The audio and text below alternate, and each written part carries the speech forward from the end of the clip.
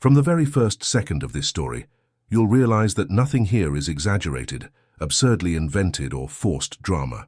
What happened in that forgotten corner of World War II left experienced soldiers speechless, shattered the composure of a commander who had seen it all, and proved that sometimes the most improbable detail is what decides who returns home alive. It all began when a military dog, a German shepherd trained to sniff out explosives and find safe routes, made a decision that no one understood at the time. He advanced alone amidst gunfire, smoke, and screams, as if he had seen something that humans hadn't yet noticed. The war was at its peak. The roar of machine guns swallowed up any thought, and the thick smoke made it impossible to see more than 10 meters ahead. The soldiers were tired, covered in mud, trembling with cold and fear. The mission was simple on paper: advance to a weakened enemy line and secure passage for vehicles. But in practice, every step was a risk, and any carelessness could bury the entire platoon. But that dog, which many there treated as just another piece of war equipment, did something that completely broke protocol. Without waiting for a command, without hesitating for a second, he darted forward. No one understood. The commander yelled for him to come back. The soldiers thought the animal had snapped from stress, but the way he went, it triggered an alert that no one could explain. The dog didn't run like someone fleeing danger. He ran like someone who already knows exactly where the danger is, and that in war changes everything. The platoon froze. Some wanted to pull the commander back, because following an animal seemed like madness.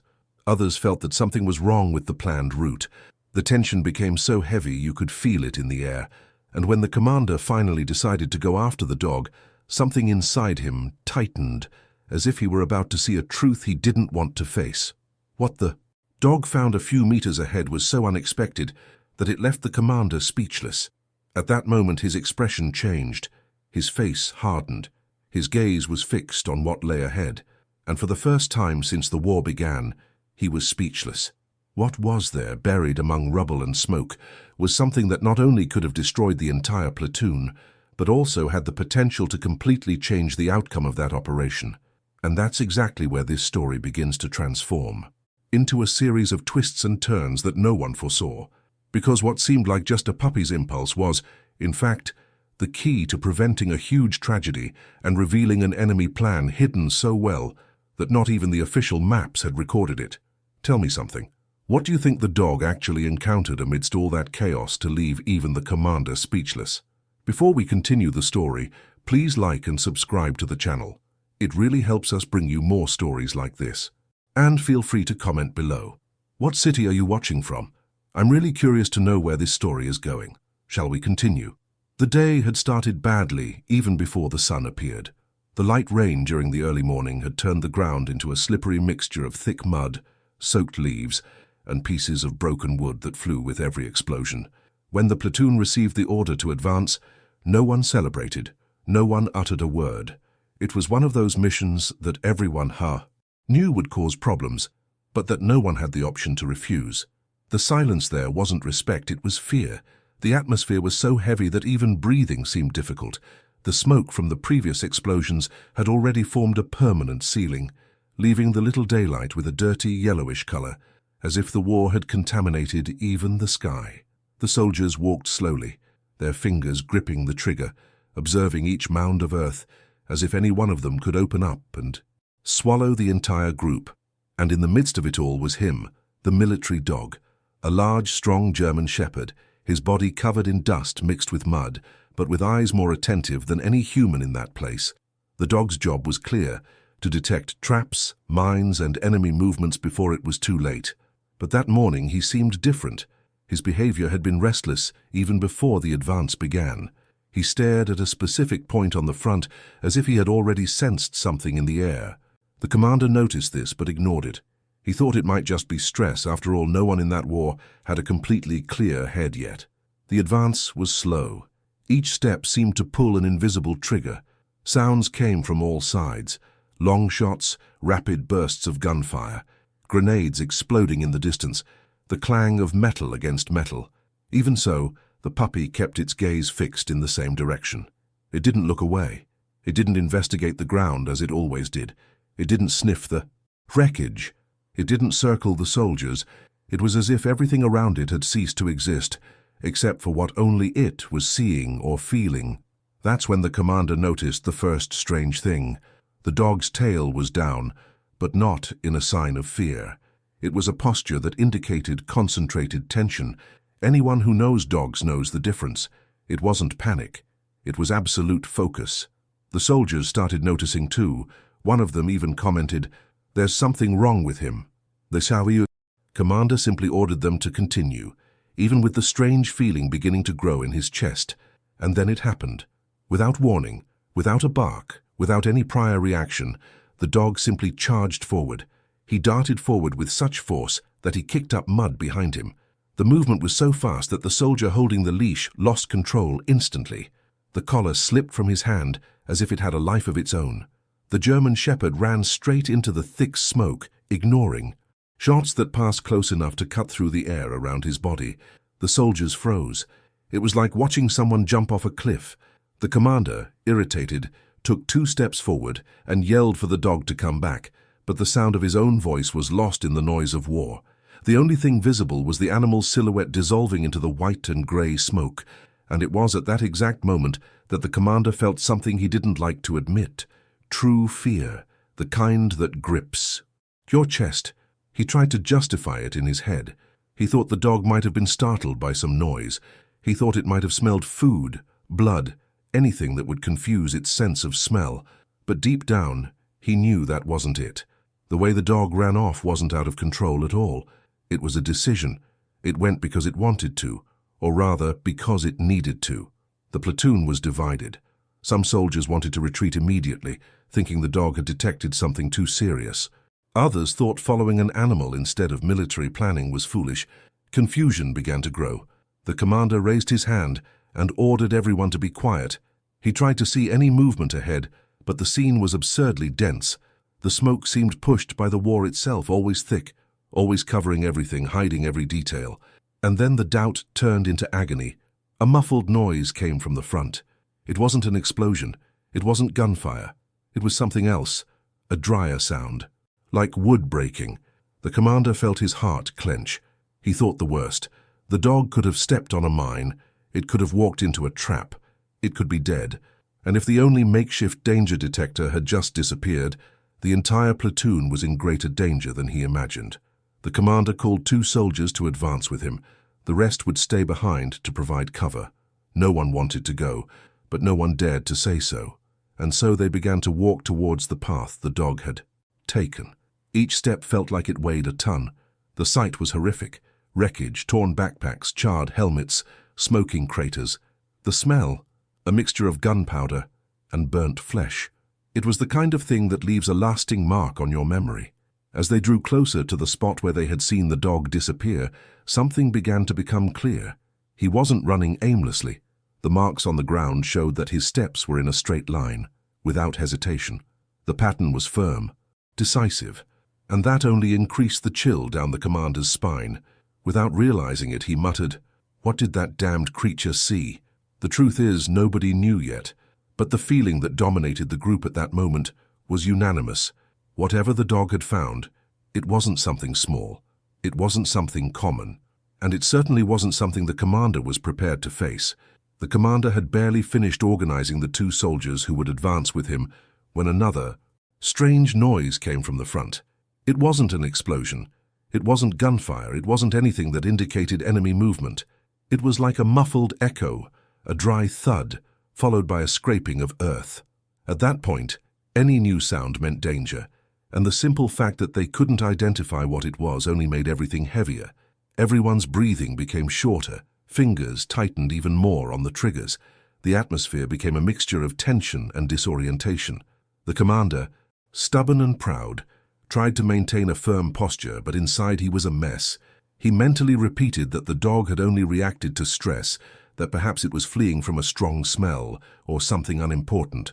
But the truth, hidden deep down, hit hard. His instinct told him that the dog had perceived something that no one else had seen, and this was eroding the artificial security that the commander was trying to maintain. They began to advance slowly, meters very carefully calculated, paying attention to every shadow, every charred tree trunk, every piece of metal on the ground. The smoke varied in intensity, sometimes so thick that it obscured their vision, sometimes so thin that they could see figures passing by. And in one of these momentary openings, the commander saw the first clue: footprints. They were deep, etched in the mud, exactly in the direction the dog had run. They weren't disoriented steps. They were firm, straight steps, almost as if the animal were being pulled by something invisible. The commander stopped and stared at it for a few seconds. It was impossible not to feel a punch in the gut. He knew how to read tracks. He knew how to interpret direction. He knew when an animal was terrified. And those footprints, they didn't show panic. They showed purpose. One of the soldiers behind him asked in a low voice, "Sir, did he see anything?" The commander didn't answer. He pretended not to hear. The last thing he wanted was to admit that a dog could be leading everyone's survival. His pride wouldn't let him say it, but his silence was already answer enough for the men around him. They continued advancing for a few more meters when a distant flash illuminated the area. It wasn't an explosion near them, but rather at another point in the field. That raised more smoke, more dust, more pieces of wood. The noise echoed, making everyone instinctively duck. The commander took advantage of this moment to observe the scene more calmly. And then, something caught his attention: a dark spot on the ground, partially covered by smoke, partially hidden by the wreckage. She was the dog's leash.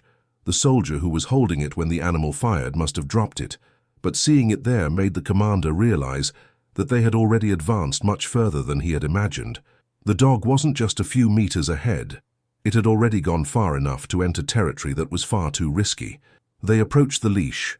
The commander bent down to pick it up and noticed that it was partially burned on the sides. This meant that in the dog's path some explosion had happened very close, perhaps too close. If the dog had been hit, they would have found blood, fur, or impact marks. But there was none of that, which left a chilling question. What was he chasing that was stronger than the fear of the explosion? That's when the ground trembled slightly beneath their feet. A low, almost imperceptible tremor that could have been mistaken for distant artillery if it hadn't been accompanied by another sound.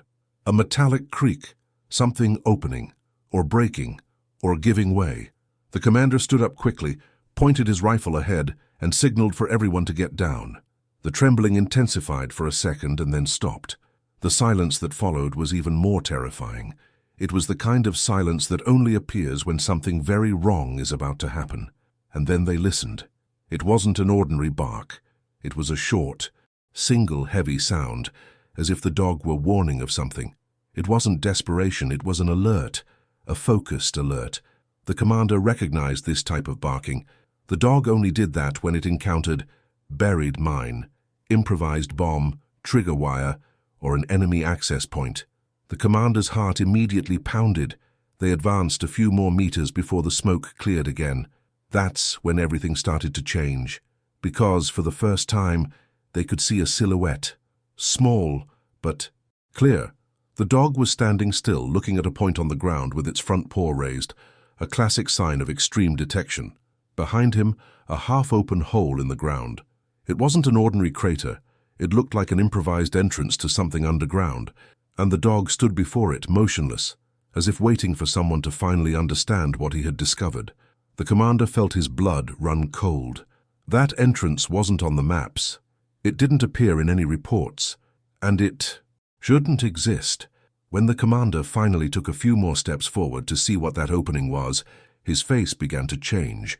It was impossible to hide. His gaze hardened, his brow furrowed, his jaw clenched tightly.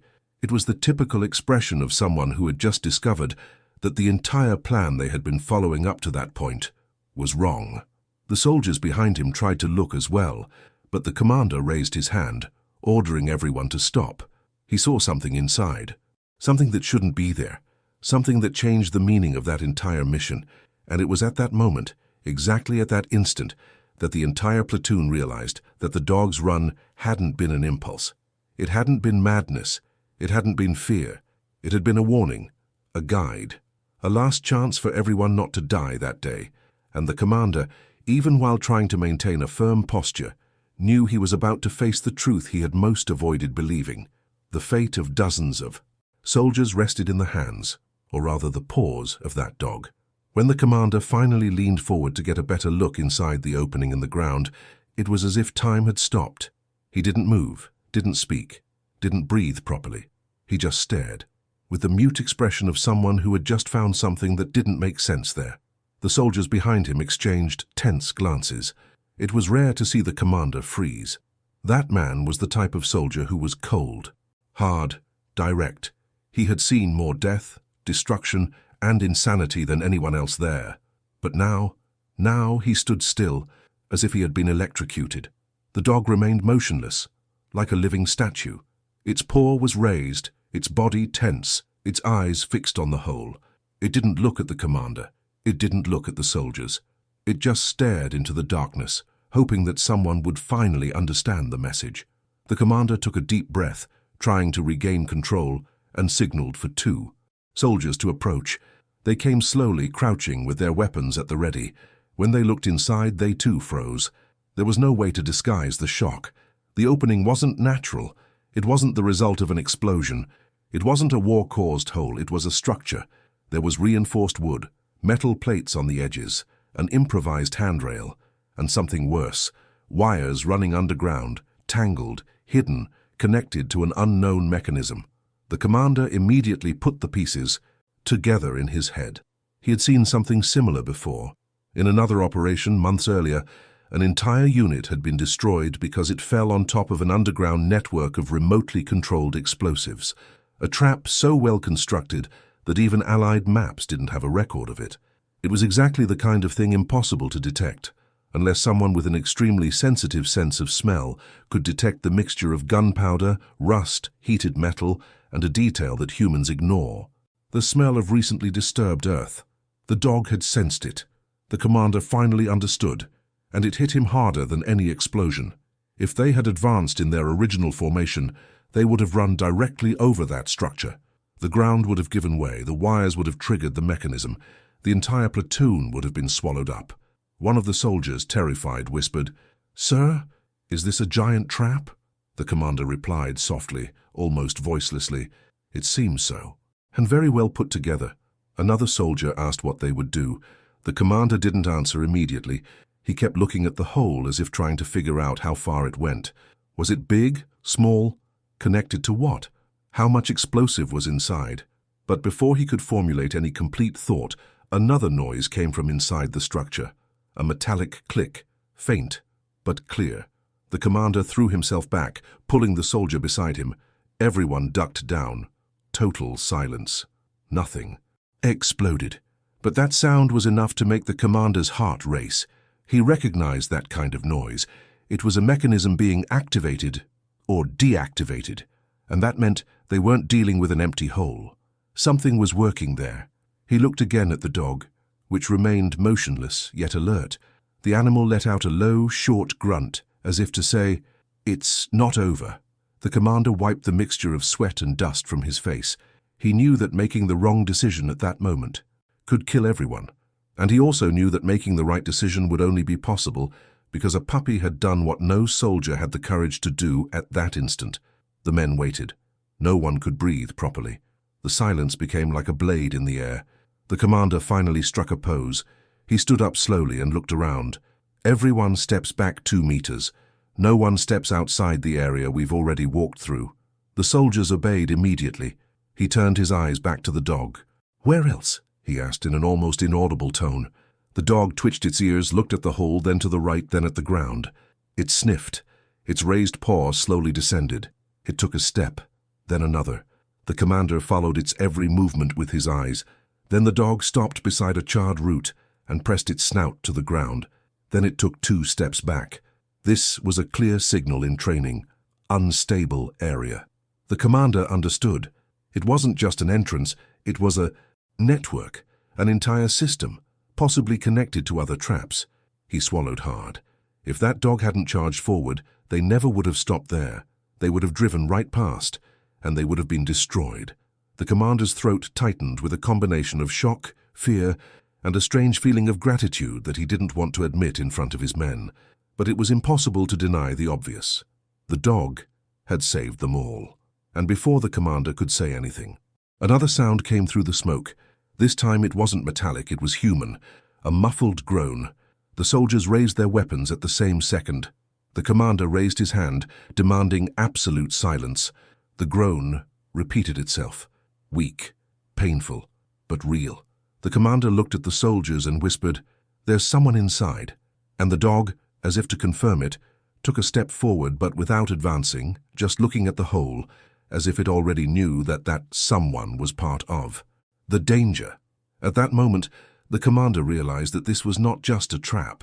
It was a strategic point, a hiding place, perhaps a secret checkpoint, perhaps a wounded enemy, or an enemy waiting. He ran his fingers over the gun and took a deep breath. They were about to discover not just a deadly trap, but something far greater, hidden beneath the mud, smoke, and war, and whatever was inside. That was the reason the dog ran off without looking back. The commander remained silent for a few seconds after hearing the groan coming from the hole. It wasn't a loud sound, not a call for help. It was the kind of groan that only comes from someone who is between consciousness and fainting, someone who doesn't even have the strength to call for help. That changed everything. Until that moment, the hole was just a threat. Now it was also an enigma. And an enigma, in the midst of war, is usually worse than any explosive. The soldiers awaited the decision, but none was simple. If they descended carelessly, they could trigger a bomb. If they stayed where they were, they might be allowing an armed enemy to recover. If they retreated, they could lose their only chance to discover what lay beneath that structure. And, amidst all this, the commander was still trying to understand the dog's behavior. The dog was now sitting but completely alert, staring at the hole as if guarding a secret. The commander took a deep breath, adjusted his helmet, and signaled for 2 soldiers to take their positions beside him, while 4 others covered the perimeter. "Let's do this the right way," he said, trying to keep his voice steady. "Nobody gets off the bus until I've inspected this closely." He approached the opening and, with the tip of his rifle, pushed the debris a little further away. The structure became more visible. Now it was evident. This was not improvised. It was planned. It had thick wooden beams, metal reinforcement, and wires ran underneath, as if connecting different parts of a system. It was almost a small underground base. The commander called upon one of the most experienced soldiers, Thompson, who knew how to dismantle mines. "Look at this," he whispered. "Does this make sense to you?" Thompson analyzed it for a few seconds, frowning. "Sir, this is recent, you can tell by the wood. It can't be more than a few days old. And these wires, they seem to be connected to something deeper. If there are explosives down there, it's something big." The commander felt a tightness in his chest. "And the moaning? That's what worries me," Thompson replied. "If there's someone in there, they might be trapped, or they might be waiting for us. We don't know." The conversation was interrupted by the dog, which gave a short, dry bark and stood up. He tilted his head to the side, sniffing deeply. Then he took a step back, which drew even more attention. He rarely retreated. That only happened when there was extreme danger. The commander pointed to the hole. "Is there gas in there? Is there any smell?" Thompson shook his head, denying it. "It doesn't seem like it. I think he's reacting to the movement inside." The commander knew he had no choice. He needed to see what was at the bottom. He ordered a flashlight to be brought. When the light was turned on and pointed into the hole, the first thing that appeared was suspended dust, particles dancing in the air like smoke, but there was no fire. Then walls began to emerge. They looked like reinforced tunnels, perhaps used to hide supplies, perhaps for ambushes. The lantern traveled a little further, and then someone appeared. A face, filthy, bloody, covered in soot, eyes half closed, lips trembling. An enemy? Perhaps. A civilian? Unlikely. A wounded soldier? Possibly. But the detail that stopped the commander was the uniform. He wasn't a private. It was an officer's job. An enemy officer, injured, trapped there, but alive enough to try to raise his arm when he saw the flashlight beam. The soldiers. Around them widened their eyes. One of them murmured, "Wow, this is worse than I thought." The commander didn't answer. He felt a lump forming in his throat. An officer wouldn't be there by chance. An officer doesn't dig tunnels. An officer doesn't set traps. An officer gives orders. And if he was trapped in that place, it meant something very wrong had happened with that enemy operation. The commander narrowed his eyes and moved closer to the edge. "Hey!" he shouted. "Talk to me!" No clear answer. The officer merely moved his lips, making a weak, almost imperceptible sound. The dog took a half-step forward, growling softly. It wasn't aggression. It was a warning. He sensed something. Perhaps more people, perhaps an explosive, perhaps another mechanism. Thompson touched the commander's shoulder. "Sir, this is a double trap. I've seen this on another front. They leave a wounded person drawing attention. When the patrol goes down to help, everything explodes." The commander remained silent, but his eyes never left the wounded man. Something about the scene didn't add up. The officer was too badly injured. He looked like someone who couldn't even trigger a detonator, and at the same time, the system of wires around him indicated a mechanism waiting for a wrong move. Nothing fit. It was a scene of controlled chaos, the kind of thing the enemy did when they wanted to confuse. "Do you think he can still trigger something?" the commander asked. Thompson took a deep breath. "The way it is now? No. But it could have been triggered earlier, or it could be in automatic mode.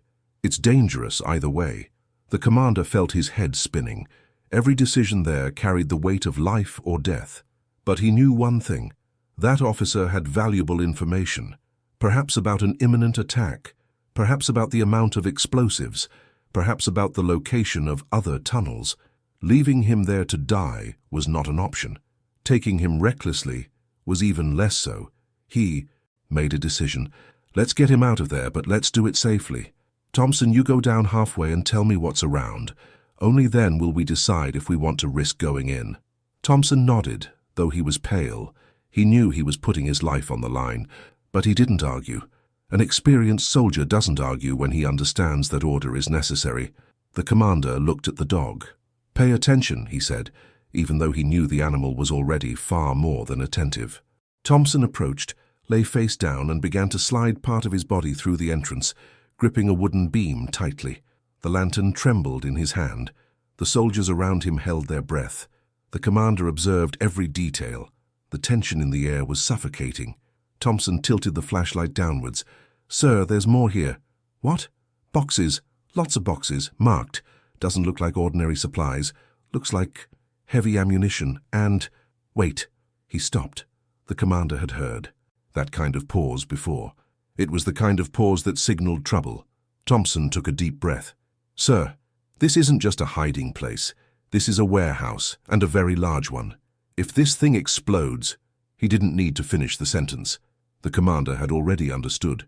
Everything would explode. The platoon, the forest, the surrounding terrain, and perhaps even other units that were advancing along parallel paths. The dog began to growl louder, pacing in circles, restless. It was the kind of behavior he only displayed when danger was very, very close. The commander closed his eyes for a second. The final piece of the puzzle finally fell into place. That tunnel was not an ambush. It was a giant, hidden bomb, and it was about to be activated. The commander stood still for a few seconds, looking at Thompson, half buried in the tunnel entrance, illuminating those mysterious boxes. The soldier's expression was enough to send chills down anyone's spine. He was trembling, but not from ordinary fear. It was from perception. That kind of trembling that only happens when the mind understands something so serious that the body takes a few seconds to accept it. The commander took a deep breath and asked, "How many boxes are there?" Thompson swallowed hard, his voice hoarse. "Many, sir. More than I can count from here, and there's something written on them." "What?" Thompson slowly passed the flashlight beam over the area. "They're codes, large numbers. It looks like heavy artillery ammunition or high-powered explosives." That hit the commander like an emotional bomb. The enemy wouldn't just bury heavy ammunition haphazardly. It had a purpose. And if there were wires attached, it meant they were connected to some kind of mechanism capable of detonating everything at once. And then, as if fate had decided to worsen the moment, another groan came from the depths. This time louder, longer, more desperate. The enemy officer was alive enough to suffer, but not enough to escape. He looked at Thompson with a confused expression, perhaps pleading for help, perhaps begging them to end it quickly. The commander felt an overwhelming mix of doubt, anger, and responsibility. How could he rescue that man without risking blowing everything up?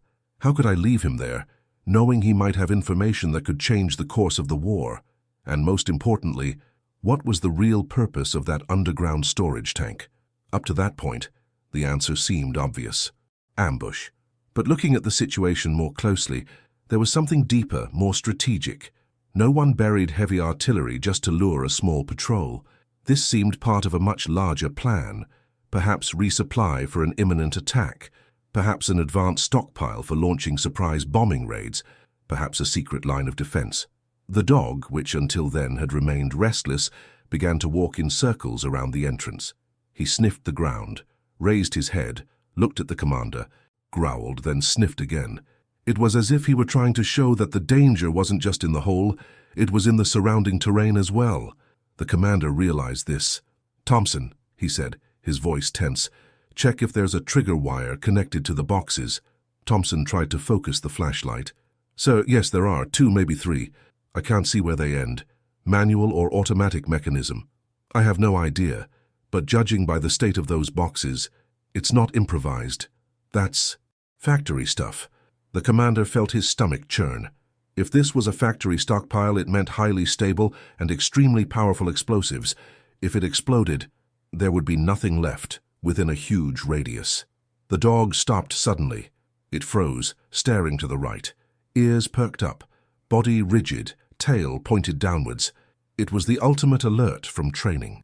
It only did this when it sensed a human presence very close, or direct danger, or a recently detonated explosive. The commander turned, quickly in the direction the dog was pointing. Nobody saw anything at first. The smoke covered everything. But a few seconds later, a figure appeared. Someone was crawling along the side, trying to get closer to the tunnel entrance. The commander raised his weapon. The soldiers did the same. The dog growled so deeply it sounded like an engine. When the figure finally raised its torso slightly, the truth was revealed. A second enemy, not injured, not weak, and carrying something in their hand. Something small, metallic and rectangular, a detonator. The commander didn't think, he fired. The enemy soldier fell instantly, the detonator slipping from his hand and hitting the mud. The metallic sound echoed louder than the guns. It was the kind of sound that sends shivers down your spine, because it meant that man wasn't hiding. He was trying to finish the plan. The soldiers stared at the commander in fear. Thompson shouted from inside the tunnel, "Sir, the detonator has a wire connected. Down here." The commander rushed to the enemy's body and examined the device. It was robust with 2 exposed wires and 2 others wrapped around the man's wrist. This meant one thing. If he had managed to press it, the boxes would have exploded. The commander carefully picked up the detonator and turned it slowly. It was recently manufactured, compatible with long-range explosives. It is calibrated for simultaneous detonation. The dog sat beside him, trembling slightly, still nervous, but more alert than ever. That's when the commander understood the whole picture. That warehouse was a giant time bomb. The enemy was retreating to draw American troops closer, and they intended to blow everything up when the contingent was fully deployed in the area. It was a planned massacre, complete annihilation, and it would have worked if the dog hadn't lunged forward first. The commander clenched his jaw, trying to control the wave of anger and relief that mingled within him. If that dog hadn't run, he murmured almost to himself, we'd all be dead now and we wouldn't even know why. Thompson shouted again, "Sir, the officer is trying to speak." The commander ran to the edge and pointed his flashlight at the enemy officer. "Speak," he demanded. "What were you planning? Where does this lead? How do you blow everything up?" The officer moved his lips with difficulty. Her voice came out broken, almost inaudible. "You guys arrived too early." The commander felt the impact of that phrase. Too soon. It meant that the final attack was not ready. It meant they were about to prevent something huge. It meant that the dog not only saved the platoon, he saved entire units that were coming behind him. The commander clenched his teeth. "What else is down below the tunnel?" The officer blinked slowly. "The center of what?" "Control." The commander swallowed hard. Control center." The word swirled in his mind like a sentence. If there was an underground control center that changed everything. It wasn't just a storage facility. It was an explosion commando unit, a secret operations center, a critical point that could paralyze entire troops if triggered. And somehow, a dog had found it amidst the smoke and chaos. The commander looked at the animal. which was now sitting and panting, as if carrying the weight of what it had just prevented. And for the first time since the beginning of the war, the commander felt a chill that came neither from the cold, nor from the smoke, nor from fear. It was out of respect, a respect he had never felt for any human soldier. And from that moment on, the mission was no longer just about surviving. Now, the goal was to prevent the control center from being activated, and that decision would determine the course of the operation, perhaps even the entire war. The commander stood petrified for a few seconds. The word control still echoed in his head like a relentless gunshot. Thompson, still halfway, inside the tunnel, looked up, waiting for an immediate order. The other soldiers shifted restlessly, adjusting weapons, observing their surroundings, trying to understand what it all meant. And the dog remained alert, constantly sniffing, walking a few steps to the sides, then returning as if tracking something invisible in the air. The commander finally turned to Thompson. "You said there are a lot of wires down there. Where do they lead?" Thompson adjusted the flashlight with a trembling hand. "Sir, they continue deeper, and—" he hesitated. "I think there's another interconnected tunnel just below." "How many meters?" "I don't know. Maybe 3, maybe more." The commander clenched his fist. If there was an underground tunnel, it meant the depot was just the lid of something bigger. The control center could be there, and if it was a matter of minutes before any surviving enemy triggered the detonation, because if there was one officer alive there were others nearby.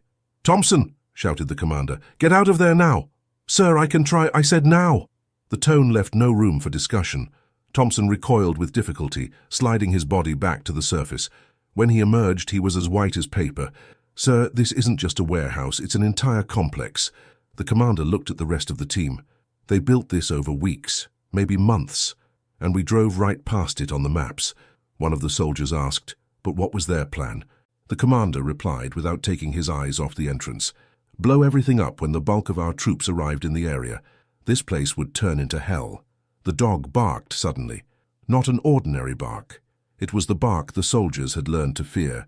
The bark of immediate detection. The bark that warns someone is coming. The commander turned his body around immediately. "Positions!" The soldiers scattered, crouching behind rubble and burnt trees. The dog ran to the left, stopped, and stared down the slope. The sound came first. Quick, heavy footsteps, perhaps carrying 2, perhaps 3 enemies. The smoke made it difficult to see, but the movement was clear. They were running towards the tunnel. "They want to activate everything!" shouted a soldier. The commander raised his hand. "Wait, we don't know how many there are." The dog growled so deeply it sounded like a vibration in the very ground. He took a few steps forward, placing his body between the soldiers and the approaching enemy. The commander noticed this. The animal's posture was not normal, it was defensive. He was protecting the group and warning that the danger was even greater. And then finally, the silhouettes emerged from the smoke. 3 enemies, running, loading equipment, and one of them was holding something that looked like a handheld device, probably another form of actuation. "Fire!" shouted the commander. The shots echoed like dry whips in the thick fog. The first enemy fell, instantly. The second tried to throw himself behind a rock, but the dog darted like a missile, dodging the shots, leaping over a root, and gripping the enemy soldier's arm tightly. The man fell screaming. The device flew from his hand and landed in the mud. The third enemy ran faster, almost reaching the tunnel entrance. "Don't let him in!" roared the commander. A well-aimed shot struck the enemy in the shoulder, twisting his body and knocking him down meters before the opening. He fell face down, stretching his hand towards the wires. A bleeding, trembling hand, and very close to triggering massive destruction. The dog dropped the first enemy and ran toward the third, arriving before any soldier. It positioned itself between the man and the entrance, baring its teeth and growling furiously. The enemy retreated, startled by the animal's presence, and at that instant, an American soldier neutralized it. Silence, heavy, anxious, the kind of silence that precedes an explosion or a miracle. The commander ran to the device that had fallen from the second enemy's hand. He knelt down, turned it over, and examined every inch of it. It was a secondary detonator, complete, connected by frequency to another mechanism, probably the one Thompson hadn't been able to reach. The commander carefully placed the device on the ground. "If they had arrived 30 seconds earlier," said one of the soldiers. The commander replied, "We wouldn't be here anymore." The enemy officer inside groaned. Again. It was almost a warning, almost a lament. Now it made sense. He wasn't part of the trap. He was a victim of it. Maybe he was trying to stop it. Maybe he'd been left for dead. Maybe he didn't want to follow orders anymore. Maybe he was trying to say that the control center was even bigger than they'd imagined. The commander looked around, assessing everything they had. "They weren't just hiding explosives," he said, his voice deep. "They were waiting for the right moment. And it wasn't for us. It was for an entire offensive line. That underground bomb was meant to stop our whole offensive." The soldiers remained silent. The truth was brutal. If that operation had gone as planned, hundreds, perhaps thousands, of Allied soldiers would have marched across that terrain, and they would all have been destroyed. The commander clenched his fist. "Thompson, is there a way to disable this?" Thompson wiped the sweat from his brow, which was covered in dust. "Sir, disabling everything from here is impossible. There are too many wires, and it's impossible to know which one is the main one. If you cut the wrong wire, it will explode. So what can be done?" Thompson took a dry drag. "The only solution is to get to the control center. The main mechanism should be there." The commander felt the weight of the upcoming decision crashing down on him like a block of concrete. To reach the control center, they would have to enter the lower tunnel, crossing unstable terrain, avoid potential pitfalls, and to confront whoever was protecting it. "How many of us would survive down there?" a soldier asked. Thompson responded with painful honesty. "Few, perhaps none." The commander looked into the tunnel. Then he looked at the dog. The animal was standing still, looking directly at him. He didn't blink. He didn't deviate. It was as if he understood everything and was waiting for a single order. The commander approached the dog, kneeling in the mud. He placed his hand on its neck. "You found it." The dog simply took a deep breath, its eyes alert. "You know the way, don't you?" The dog slowly turned its head, staring at the edge of the tunnel entrance, and took a step towards it. The message was clear. The commander stood up, firm. "Men, get ready. We're going in." The soldier's eyes widened. "Sir, that's suicide." "No," said the commander, looking at the dog again. "Suicide is letting it explode." And in that moment, in that second frozen by fear, smoke, and stark truth, everyone understood. The dog not only saved the platoon, he was leading the way to prevent a catastrophe. And now the underground control center, the heart of the trap, was just a few meters away, waiting or preparing the final blow. The tunnel entrance seemed to swallow the light. Up close you could see how solid the structure was. It wasn't just some makeshift trench hole. It had reinforcement, calculations, and planning. It was something done calmly, far from the eyes of any aerial reconnaissance. If it had been built without anyone noticing, it was because someone up there had underestimated the enemy. Now the mistake was right in front of them, ready to be corrected or to blow everyone up. The commander organized the group that would go in. It wasn't possible to take everyone. The more people, the more weight, the greater the risk of everything collapsing. He chose the most experienced and, without speaking aloud, mentally separated those who would have the best chance of remaining calm down there. "The others stay on the surface, covering the area," he ordered. "If anything goes wrong, retreat and notify main command. Someone needs to survive to tell us what we found here." Nobody liked the idea, but nobody questioned it. That's how war worked. The dog was the first to reach the edge of the entrance. He didn't run down. He didn't jump. He sniffed. He observed. He tested the ground with his paw. He looked at the commander as if expecting confirmation. The commander gave a short nod. "Go. We're with you." He went in. The men descended behind him, one at a time, supporting themselves on the beams and makeshift cables. The air down there was heavy, a mixture of the smell of damp earth, gunpowder, old sweat, and rusted metal. Each step echoed in the tunnel, even as they tried to be silent. It was a place that was frightening just to exist. The flashlight illuminated the narrow path, revealing reinforced walls and boxes stacked in strategic locations. In several sections, wires crisscrossed like a neural web, connecting everything to a deeper, still invisible point. The dog was in the lead, but differently than before. He wasn't going straight ahead. He would stop, sniff, take a half step back, and choose another side. He was guiding the group along the least dangerous path, visually avoiding the wires, veering away from unstable areas. It was as if he were reading the tunnel by smell.